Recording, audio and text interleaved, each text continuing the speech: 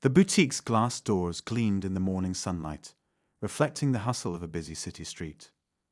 It was one of those places where exclusivity wasn't just advertised, it was practically enforced. Inside, sleek mannequins posed in outfits that whispered wealth and prestige. The polished floors echoed with the soft clicks of designer heels, and the faint hum of classical music filled the air. It was a setting designed to intimidate, to declare silently, if you have to ask the price, you don't belong here. Layla Jenkins, a 35-year-old woman with an aura of quiet authority, stepped inside. Her entrance was deliberate, confident, but not arrogant. She wasn't someone who needed to flaunt her success. It radiated from her in subtle ways. Her tailored blazer, sleek trousers, and understated jewelry spoke volumes about her sophistication and success. But as she scanned the boutique, her focus wasn't on making a statement. Her eyes fell on a dress displayed in the corner, a masterpiece of modern design, commanding attention without trying too hard. It was perfect. Just as Layla took a step toward the dress, a figure intercepted her path. Trevor, the store manager, loomed before her.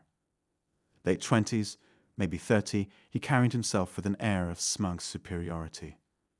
His crisp suit and overly perfect tie hinted at someone who took himself too seriously.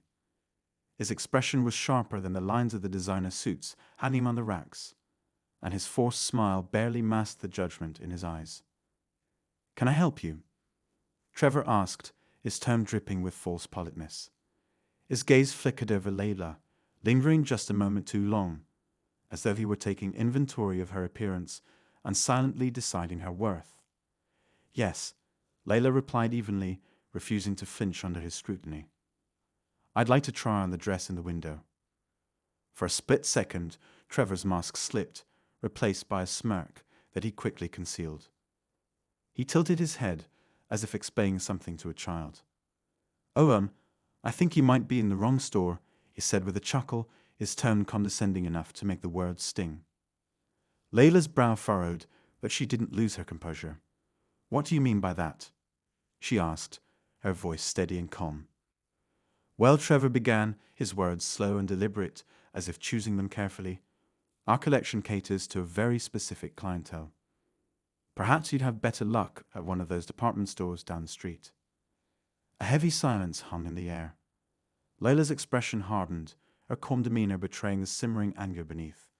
"I'll take my chances," she replied curtly, pointing toward the dress. "I'd like to try that one." Trevor's smirk deepened, his arrogance now fully on display. "I'm sorry, man," he said, his voice as sugary as ever, "but the fitting rooms are for paying customers only." The words hit like a slap. Around them, other shoppers began to take notice, their murmurs creating a low hum of curiosity. Layla felt the heat rise in her face, not from embarrassment, but from a mix of rage and determination. She reached into her bag, pulled out her phone, and snapped a quick photo of Trevor. "What are you doing?" Trevor demanded, his voice faltering slightly as he tried to maintain his bravado. Layla lowered her phone, her eyes locking with his. "You just made a huge mistake," she said, her tone as icy as the boutique's polished floors. Without another word, she turned and walked out, her heels clicking against the tile with a rhythm that echoed her resolve. As the boutique door swung shut behind her, Trevor let out a dismissive chuckle, shaking his head. He clearly thought he won, but Layla's small, knowing smile as she walked away hinted at a different story, one Trevor wasn't prepared for. Back at her apartment, Layla sat at her dining table, her laptop open but untouched. The events of the day replayed in her mind, each word and expression etched into her memory. Finally, she exhaled sharply and began typing. Her fingers moved with precision, each word carrying the weight of her experience. She didn't need to embellish the story. The facts were enough. By the next morning, her posts had taken the internet by storm. Thousands of people rallied behind her, expressing outrage, sharing similar experiences, and calling for accountability. Meanwhile, Trevor remained blissfully unaware of the firestorm brewing online. As he strolled into the boutique, adjusting his tie in the reflection of the display case, he had no idea his life was about to change. But this was only the beginning. As Trevor stood behind the boutique's sleek counter, scrolling through his morning checklist on a tablet, the world outside his bubble was catching fire. Social media had erupted overnight, with Leela's posts quickly spreading across platforms. Comments ranged from outrage to solidarity, with many sharing their own experiences of bias and humiliation in similar settings. Layla hadn't named the boutique or Trevor directly, but the photo she'd taken was unmistakable. The backdrop, the polished floors, and Trevor's smug expression. It was all there for the world to see. The boutique staff noticed the growing tension before Trevor did. Whispers passed between the employees as they exchanged uneasy glances. Ashley, a young sales associate who had always found Trevor's attitude abrasive, was the first to stumble upon the viral post during her break. Her jaw dropped as she scrolled through the comments. She couldn't believe the sheer volume of people calling for accountability. Trevor," she called hesitantly, holding up her phone as she approached him. Trevor glanced up, irritation flickering across his face. "What is it, Ashley?" "I'm busy." Ashley hesitated, then handed him her phone. "I think you should see this." Trevor's brow furrowed as he took the phone. His eyes scanned the screen, and his usual confidence began to waver. There it was, a photo of him snapped by Layla as she left the store, her caption detailing the incident in calm but damning words. The post had amassed thousands of likes, shares, and comments. Some commenters were furious, others sarcastic, but all shared a common thread: outrage. Trevor's face paled as he read the top comment. Asterisk, this kind of behavior is why stores like this deserve to be boycotted. Asterisk. He handed the phone back with a dismissive scoff, trying to mask his unease. It's just a bunch of people overreacting, he muttered. It'll blow over. But it didn't. By lunchtime, the boutique's phone lines were flooded with calls from angry customers cancelling their appointments and demanding refunds. The store's social media pages, usually a curated feed of glossy product photos and luxury branding, were now overwhelmed with comments. Every post was bombarded with questions like, asterisk is this the store from that viral post? Asterisk. And asterisk how? Could you allow this to happen? Asterisk. Behind the scenes, corporate had already caught wind of the chaos. By early afternoon, Trevor was summoned to an emergency video call with the regional manager, a no-nonsense woman named Karen Montgomery. Her tone was sharp, her words cutting as she grilled Trevor about the situation. What on earth is going on in your store, Trevor? She demanded, her frustration palpable through the screen. We're facing a PR nightmare, and you're the center of it. Trevor stammered through a series of excuses, claiming the incident was blown out of proportion and insisting he'd handled the situation professionally. But Karen wasn't buying it. Professionalism, she snapped. Your photo is everywhere, and the comments aren't exactly singing your praises. Fix this, Trevor, or we'll have no choice but to take action. Trevor hung up the call feeling rattled, but he refused to let it show. He straightened his tie, squared his shoulders, and told himself it would all blow over. After all, he thought, how much damage could one woman really do? Layla, meanwhile, was sitting at her desk at home, sipping her second cup of coffee as she scrolled through the flood of notifications on her post. She wasn't surprised by the response.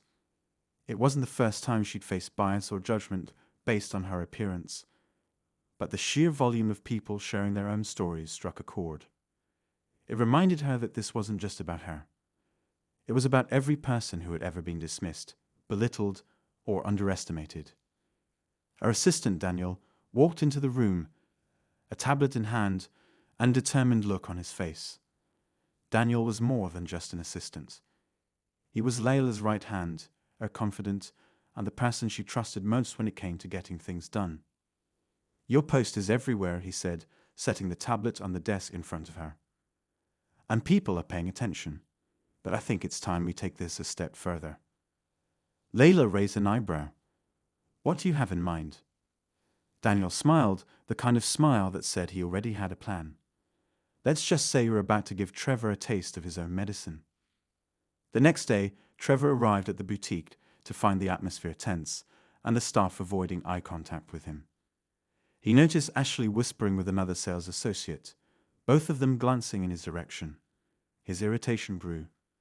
He hated feeling out of control, and for the first time, the cracks in his carefully constructed facade were beginning to show. Around midday, the boutique's front doors swung open, and Layla walked in, but she wasn't alone. Beside her was Daniel, his tailored suit and commanding presence drawing immediate attention. The staff froze, their conversations halting mid-sentence. Even Trevor, who had been adjusting a display near the counter, stopped in his tracks. Layla's expression was calm but resolute as she made her way across the boutique.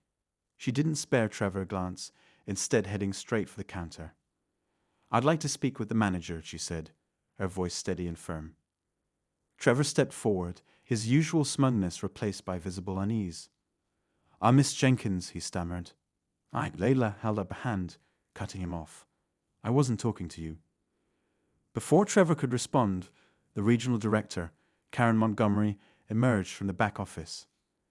Her demeanor was professional but strained, the weight of the situation evident in her posture.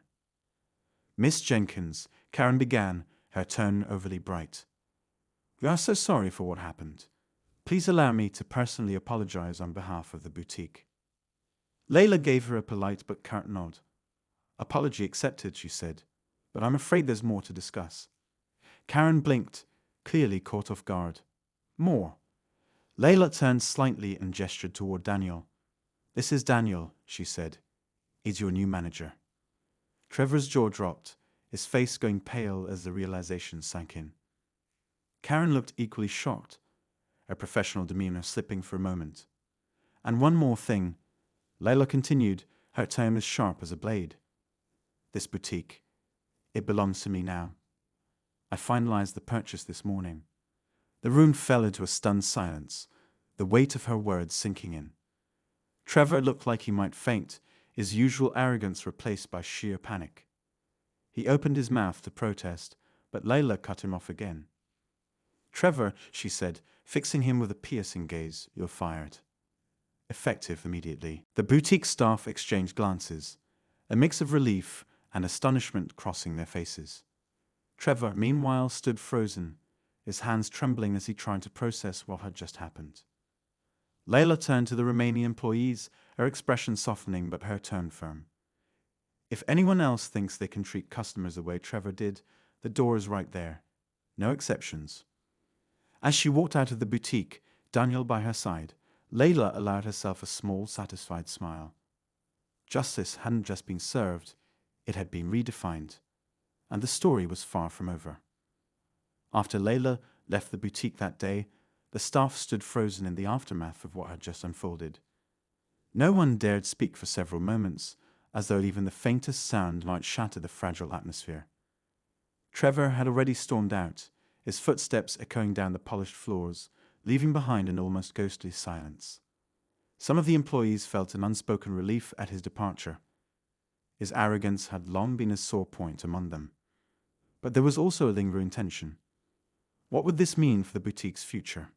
And more importantly, what would working for Layla Jenkins be like? Back in her car, Layla leaned back against the headrest, exhaling deeply as Daniel sat beside her. Though her exterior remained composed, the adrenaline from the confrontation was still coursing through her veins. She stared out of the window, watching pedestrians bustle down the street, their lives moving forward, as though nothing extraordinary had happened. "You handled that perfectly," Daniel said, breaking the silence. Layla turned her head, giving him a small smile. "Did I? Or did I just paint an even bigger target on my back?" Daniel chuckled softly. "A target doesn't matter when you're wearing armor." He gestured toward his tablet, resting on the dashboard. "The next steps are already in motion. We've got PR ready to manage the fallout, and the staff will be briefed about the changes tomorrow. This boutique is going to run exactly the way you envision it." Layla nodded, a smile fading slightly. "It's not just about the boutique, Daniel. This is about sending a message. People like Trevor thrive in places where their behavior is tolerated. I want this place to be an example, a standard for how customers, no matter who they are or what they look like, deserved to be treated. The resolve in her voice was unmistakable, but Daniel could sense the weight of it all. Layla wasn't just fighting for herself. She was carrying the stories of every person who had ever been dismissed or devalued. It was a heavy responsibility, but she wasn't the type to shy away from a challenge. Meanwhile, Trevor's day had gone from bad to worse. After leaving the boutique, he sat in his car, gripping the steering wheel so tightly his knuckles turned white. His mind raced, bouncing between disbelief and anger. How had this happened? He had worked hard to climb the ladder at the boutique, and now, in a single moment, everything had been ripped away. His phone buzzed on the passenger seat. It was a message from an old friend who had seen Layla's viral post. The words were blunt. Asterisk dude, you're everywhere. What did you do, asterisk? Trevor groaned, tossing the phone aside. He couldn't bear to scroll through the comments again, each one a brutal reminder of his downfall. He felt exposed, humiliated, and powerless, a combination he wasn't used to. But as the hours ticked by, his anger began to morph into something else. Determination. He wasn't going to let this be the end of his story. The next day, Trevor decided to take matters into his own hands. He reached out to a former co-worker who had always been sympathetic to him, hoping to gather some kind of support. Over coffee, he vented his frustrations, painting himself as the victim of an overblown misunderstanding. He even hinted at pursuing legal action, though the details of such a plan were hazy at best. She humiliated me, Trevor said, his voice bitter. In front of the staff, the customers, and now the whole internet. And for what? Because I told her the truth. His co-worker raised an eyebrow. The truth, or your version of it. Trevor scowled, but before he could respond, his phone buzzed again. This time, it was an email. An unexpected offer for an interview with a local news station. The subject line read, Asterisk interested in sharing your side of the story. Asterisk, Trevor's eyes lit up. Maybe this was the opportunity he needed to reclaim control of the narrative. Back at the boutique, Layla spent the next few days meeting with the staff. She wanted to hear their perspectives, not just about the incident, but about their overall experience working there. She quickly realized that while Trevor's actions had been the most visible, they were far from the only problem. Several employees described a culture of elitism and favoritism, where only certain customers were treated with respect and others were barely acknowledged. Layla listened carefully, her frustration growing with each story. This boutique had been marketed as a symbol of luxury, but its foundation was cracked, built on outdated ideas of who deserved to feel valued. She was determined to change that, even if it meant completely restructuring the way things were done. One evening, as she sat reviewing proposals for new store policies, her phone buzzed with a message from Daniel. It was a link to a teaser for the upcoming news interview featuring Trevor. The headline read, Asterisk former boutique manager speaks out. I was set up to fail. Asterisk. Layla stared at the screen, her jaw tightening. She clicked the link, watching as Trevor appeared on camera, his expression contrite, but his words calculated. He claimed he had been unfairly targeted, that the situation had been manipulated to make him look bad. He even implied that Layla's actions were more about personal revenge than justice. The anger that flared within her was instant but measured. Trevor was trying to shift the narrative, to cast himself as the victim. But Layla knew the truth, and she wasn't about to let him rewrite it. She took a deep breath, closing the video before it could continue. Daniel, who was sitting across the room, noticed her reaction. You're not going to respond, are you? He asked cautiously. Layla shook her head. Not yet. Let him have his moment. The truth has a way of speaking for itself. But even as she said the words, Layla couldn't ignore the unease settling in her chest. This wasn't just about her anymore. The boutique, the staff, and the customers, all of them were now part of a larger story. And while she had taken the first steps toward change, she knew the real fight was just beginning. Layla's office had never been so busy. Papers were stacked high on her desk, Emails flooded her inbox, and her phone buzzed relentlessly with calls and notifications. She didn't mind the chaos, though. It was the kind of whirlwind she thrived in, one fueled by purpose and the determination to turn the boutique into something extraordinary. But the lingering tension from Trevor's media appearance hung over her like a storm cloud, threatening to cast a shadow over her progress. The boutique staff had been briefed on the changes coming their way. Some were skeptical, hesitant to trust her vision after years of rigid management. Others seemed cautiously optimistic, their respect for Layla growing as she made herself available to hear their concerns and ideas. She worked tirelessly to make it clear that everyone, regardless of their position or background, had a voice in this new chapter. Yet, despite the strides she was making, there was an unease she couldn't shake. The news segment featuring Trevor had gained traction, sparking a wave of mixed reactions online. Some sided with him, accusing Layla of being heavy-handed and vindictive. Others defended her, applauding her courage to stand up against the discrimination she had faced.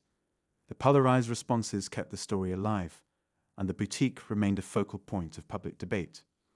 One afternoon, as Layla walked into the boutique for an unannounced visit, she noticed the tension among the staff. Conversations hushed as she approached, and a few employees exchanged nervous glances. Something was off. She scanned the room, her instincts kicking in, and her eyes landed on a young sales associate named Mia, who was visibly shaken as she folded clothes near the register. Layla approached her gently. "Mia, is everything okay?" she asked, her tone calm but firm. Mia hesitated, her eyes darting toward the back of the store. I don't know if I should say anything," she murmured, her voice barely above a whisper. Layla's expression softened, but her resolve remained steady. "You can tell me anything. If something's wrong, I need to know." Mia glanced around, ensuring no one was within earshot, before leaning in slightly. "Trevor was here earlier," she admitted, her words tumbling out quickly. "He wasn't alone. He brought someone with him, and they were talking about you. I didn't catch everything, but it didn't sound good." Layla's heart skipped a beat, though her face remained neutral. "Did they say what they wanted?" Mia shook her head. "No, but he seemed angry. He kept saying something about how he wasn't done yet." Layla nodded, offering Mia a reassuring smile despite the knot tightening in her stomach. "Thank you for telling me. If he comes back, let me know immediately. And don't worry, I'll handle this." As Mia returned to her work, Layla retreated to the office in the back of the boutique, cutting straight to the point. Daniel was reviewing reports. "And he's planning something." She closed the door behind her. Daniel looked up from his tablet, giving his brow furrowing to a look of concern. "What do you mean? Did he threaten you?" "Not directly, but he doesn't need to. He's already stirring up trouble with that news interview, and now he's showing up here uninvited." "He's trying to rattle me," Layla replied, her voice steady but tinged with frustration. Daniel leaned back in his chair, considering her words carefully. "Do you want me to tighten security? Maybe bring in some extra measures to keep him away?" Layla shook her head. "Not yet. I don't want to escalate this unless I have to. But I do want to know what he's up to. Can you dig into his connections, find out who he's been talking to?" Daniel nodded, already making notes. "Consider it done. But Layla, if he's this persistent, we might need to prepare for something bigger. He's desperate, and desperate people can be unpredictable." Layla exhaled slowly, her gaze fixed on the floor. She knew Daniel was right. Trevor wasn't the type to back down quietly, especially not when his ego was on the line. Whatever he was planning, she needed to stay one step ahead. Over the next few days, the boutique hummed with activity as Layla implemented more of her vision. She introduced a new policy that prioritized inclusivity and respect, ensuring every customer felt valued regardless of their appearance or background. The staff underwent training sessions to align with these values, and the changes were met with a mix of enthusiasm and apprehension. But amidst the progress, there were signs that Trevor's presence still loomed. A few suspicious phone calls to the boutique raised eyebrows, and an anonymous email to the corporate office accused Layla of unfair treatment. a clear attempt to undermine her credibility. Though the accusations were baseless, they served as a reminder that Trevor's influence hadn't waned entirely. Then, one evening, as Layla prepared to leave the boutique, her phone buzzed with a message from Daniel.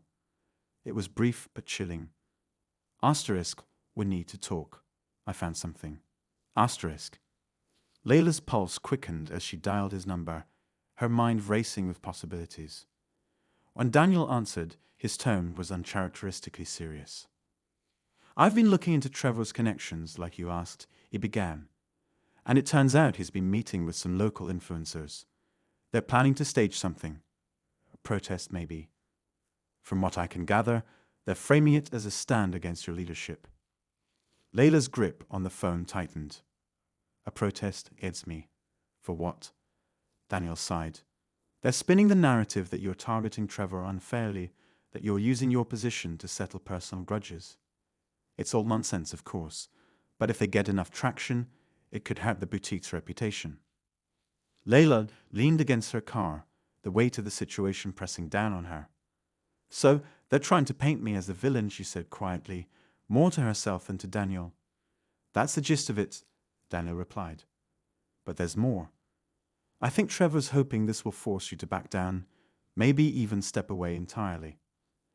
Layla closed her eyes, drawing a deep breath. The stakes had never felt higher. She had fought so hard to reclaim her dignity and create a better future for the boutique, but Trevor's relentless attempts to tear her down threatened to undo everything. Let him stage his protest, she said finally, her voice resolute. I'm not going anywhere. If Trevor wants a fight, he's going to get one. And with those words, Layla set her sights on the storm brewing ahead, determined to stand her ground no matter what came next. The days that followed were a whirlwind of preparation and tension as Layla braced herself for whatever Trevor had planned. She had no intention of stepping back. If anything, the pressure only solidified her resolve. But just as she was beginning to strategize, life threw her another curveball, one she hadn't seen coming. It started with a late-night email from an unknown sender. The subject line read, Asterisk, you need to see this. Asterisk, normally, Layla would have dismissed it as spam, but something about the timing felt too coincidental to ignore. Against her better judgment, she opened it, and what she found made her blood run cold. Attached was a series of photos, each one showing Trevor in hushed meetings with a man Layla didn't recognize. The images were grainy, but clear enough to reveal the intensity of their discussions. Beneath the photos was a single line. Asterisk, this is bigger than you think. Be careful. Asterisk. Layla stared at the screen, her mind racing. Who had sent this? And more importantly, who was the man with Trevor? She forwarded the email to Daniel immediately, adding a note. Asterisk, find out who this is. ASAP asterisk. The next morning, Daniel called her, his voice heavy with concern. Layla, we've got a problem. The guy in those photos, his name's Simon Drake. He's a PR strategist, one with a reputation for playing dirty. Layla frowned, pacing her living room. Dirty how? Let's just say he specializes in smear campaigns, Daniel replied grimly. If Trevor's working with him, this isn't just about a protest anymore. They're likely trying to destroy your credibility completely, professionally and personally. Layla sank into the couch, the weight of the revelation pressing down on her.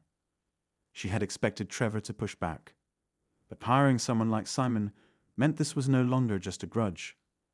It was a calculated attack. She thought about the boutique, the team she had worked so hard to unite, and the vision she was so close to realizing. Everything was now at risk. But as the hours passed, another thought began to nag at her.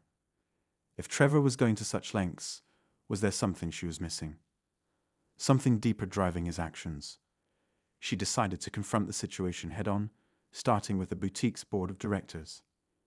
At the next meeting, Layla presented her findings.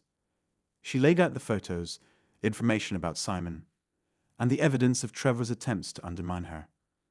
The room was silent as she spoke, the gravity of the situation sinking in. We can't let this derail us, she said firmly, looking each member in the eye. I'm not asking for sympathy or support based on emotion. I'm asking for us to stand together because this is about more than me. It's about the values we want this boutique to represent. There was a pause, and then one of the board members, an older woman named Eleanor, nodded. We believe in you, Layla, but this won't be easy. If they're targeting you personally, they'll stop at nothing. Layla nodded, her jaw set with determination. Let them come. I'm not backing down. But just when it seemed like she was getting a handle on things, the situation took another unexpected turn. On the morning of the planned protest, a news crew showed up outside the boutique. Trevor had leaked the event to the media, framing it as a fight for justice against an unfair and oppressive leadership. Reporters swarmed the sidewalk, cameras rolling as a crowd began to gather, holding signs and chanting slogans. The spectacle was clearly orchestrated, with Trevor front and center, delivering impassioned speeches to anyone who would listen. Layla watched from the boutique window, her stomach twisting in knots. She had prepared for this, but seeing it unfold in real time was overwhelming. As she debated her next move, Daniel rushed in, his face pale. Layla, we've got a bigger issue, he said, holding up his phone. There's a video circulating online, something about you. Her heart sank. What kind of video? It's an edited clip from years ago, Daniel explained, pulling up the video. It's you, but they've taken your words out of context to make it look like, well, like you're prejudiced against certain groups. Layla's blood ran cold as she watched the footage. It was taken from a corporate seminar she had attended early in her career. The editing was seamless, twisting her words into something unrecognizable. It was clear this was Simon's handiwork, and it was devastatingly effective. This is a hit job, Daniel said, his voice low. They're trying to destroy your reputation, Layla. She clenched her fists, anger bubbling beneath the surface.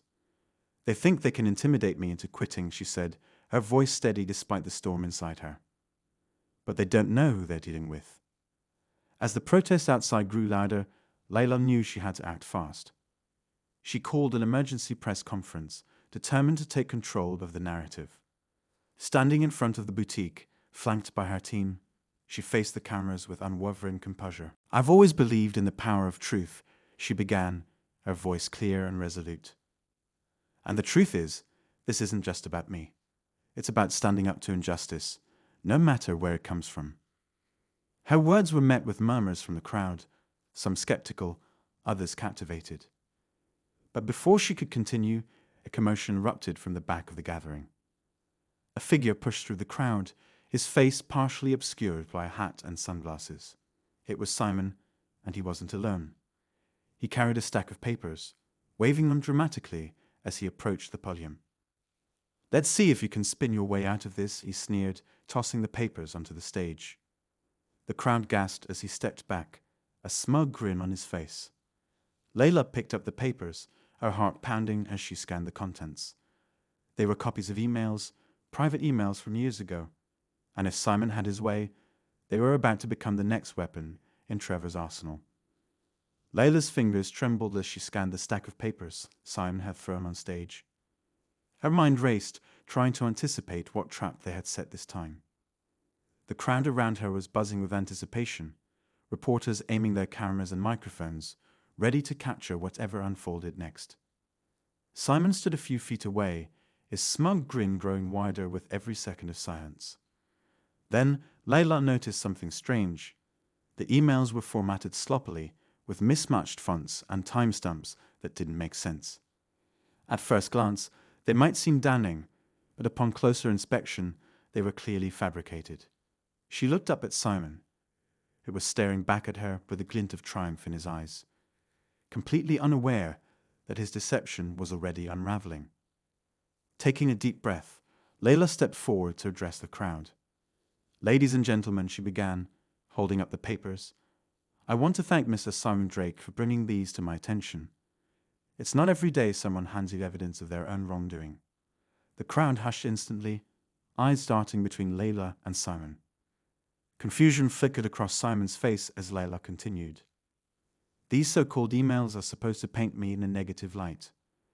But anyone with basic knowledge of digital correspondence can see these are poorly done forgeries. And more importantly, they're a desperate attempt to distract from the real issue here.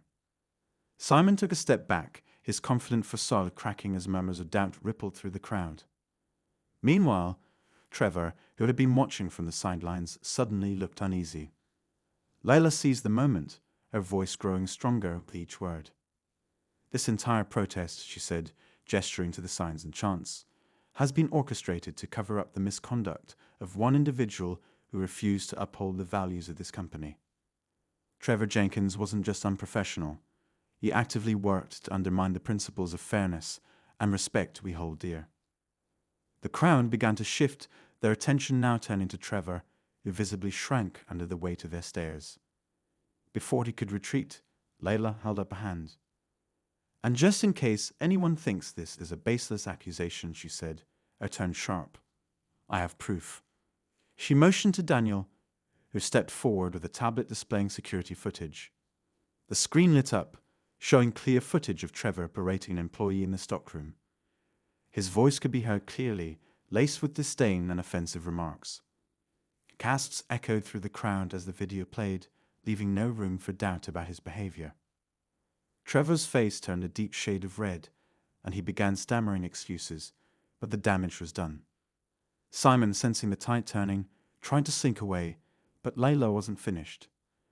"And as for Mr. Drake," she said, turning toward him, "this isn't the first time his methods have crossed ethical lines. I have testimonies from previous clients who've come forward to share their experiences with his tactics." At that moment, several members of the crowd stepped forward, handing out printed statements from individuals who had been victimized by Simon's smear campaigns. The crowd, once fueled by anger toward Layla, now shifted entirely against Trevor and Simon. The climax reached its peak when one of the reporters shouted, "Ms. Layla, what's your next move?" Layla paused, meeting the gaze of the crowd. "My next move is simple. I will continue to fight for a workplace and a community built on integrity and respect. This boutique was never about me. It's about creating opportunities and treating people with dignity, regardless of their background." The crowd erupted into applause, the energy palpable. But just as Layla thought the ordeal was over, a voice called out from the back. It was a young woman, one of the protesters, who stepped forward hesitantly. "I came here today because I believe the lies," she admitted, her voice shaking. "But now I see the truth. Trevor made us think you were the problem, but he was the one using us." Her words sparked a wave of agreement among the protesters, many of whom began dropping their signs and walking away from the commotion. The reporters captured it all, their narratives shifting in real time. Simon and Trevor, now completely isolated, were left standing awkwardly as the crowd dispersed. But the twist came later that evening. As Layla sat in her office, reflecting on the day's events, she received another email from the same anonymous sender who had warned her before. This time, the message was brief. "Asterisk, you handled this well. But there's more to uncover. Look deeper into Simon and Trevor's connections. You've only scratched the surface. Asterisk." Layla leaned back in her chair, her mind racing. It seemed the day's events had resolved the immediate conflict, but a new mystery was beginning to unfold. While she had won the battle, the war wasn't over. With determination in her eyes, she resolved to uncover the full truth, no matter where it led.